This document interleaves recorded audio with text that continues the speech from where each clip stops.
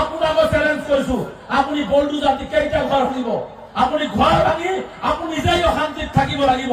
আপুনি মিয়ামুৰি কোৱা মানুহখিনিক অসমৰ মাটিৰ পৰা 1 ইঞ্চিও হিলাব নোৱাৰে, 1 ইঞ্চিও হিলাব নোৱাৰে। 50 বাৰ মুখ্যমন্ত্ৰী হল, 50 বাৰ মুখ্যমন্ত্ৰী হলেও হিলাব নোৱাৰে। কাৰোবাৰ ব্যক্তি সম্পত্তি নেকি কথা কৰি অসম এৰি যাম? যদি মুখ্যমন্ত্ৰী হিমন্ত বিশ্ব শৰ্মাৰ তেওঁ যদি অসুবিধা হৈছে তেওঁই লাগে পঞ্চায়ত, কিন্তু এইখন অসম আমাৰ, এইখন ভূমি আমাৰ, ইয়াতে জন্ম লাভ কৰিছো, ইয়াতে শেষ দিনলৈকে আমি মৃত্যুবৰণ কৰিম। যদি কোনেও আমাক আঙুলিৰ ঠৰাক গুচাই দিব হ'ব নোৱাৰে। আজি বাংলাদেশীৰ নামত পুষবেক কৰে, আজি ডি ভোটাৰ নামত অত্যাচাৰ কৰে, আৰু কিমান অত্যাচাৰ সহ্য কৰি ৱালটো এতিয়া পাই গৈছে। গতিকে এই ৱাল যেতিয়া পাই গৈছে সন্মুখৰ পৰা আগবাঢ়িব লাগিব, গণতান্ত্ৰিকভাৱে আন্দোলন কৰি নিজৰ অধিকাৰ হিমন্ত বিশ্বৰ মুখৰ পৰা কাঢ়ি অনাৰ ব্যৱস্থা গ্ৰহণ কৰিব লাগিব। বিকল্প কোনো ৰাস্তা নাই। গতিকে আমাৰ বিনম্ৰতে আপোনালোকক আহ্বান জনাইছো, অসমৰ পৰিৱেশ পৰিস্থিতি ইমান ভাল নহয়। আমি কোনো জাতি জনগোষ্ঠীৰ বিৰুদ্ধে নহয়, আমি কোনো ধৰ্মৰ বিৰুদ্ধে নহয়, কিন্তু কোনোবাই বংগীয় মূলেৰে হওক, মিয়াৰে হওক, সংখ্যালঘুৰে হওক বাৰে বাৰে টাৰ্গেট কৰি কথা কব, এইটো আমি সহ্য নকৰো, এইটো স্পষ্ট আমি সহ্য নকৰো।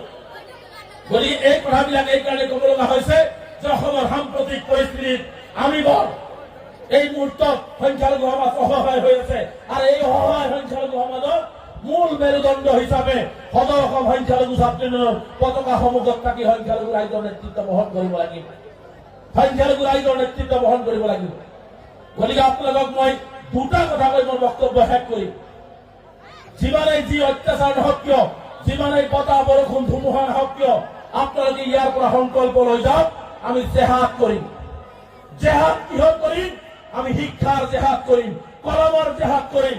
বিশ্বৰ আটাইতকৈ শক্তিশালী অস্ত্ৰ হৈছে কলম, আৰু এই কলমৰ জৰিয়তে হিমন্ত বিশ্ব শৰ্মাৰ মুখত আমি জবাব দিব লাগিব যে আমি ভাৰতীয়, আমি অসমীয়া, আমি শিক্ষাৰে শিক্ষিত হৈছো, আমাৰ অধিকাৰ আমাক লাগিব।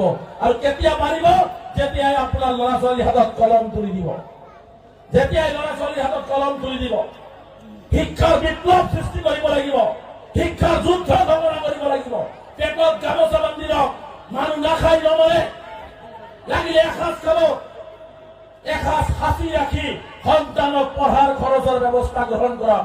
যদি পেটৰ কিডনী এটাও বিক্ৰী কৰিবলগীয়া হয় সেইটোও কৰক, তথাপিতো সন্তানক শিক্ষাৰে শিক্ষিত কৰি মানৱ সম্পদ হিচাপে গঢ় দিয়ক। বিকল্প ৰাস্তা নাই, বিকল্প ৰাস্তা নাই।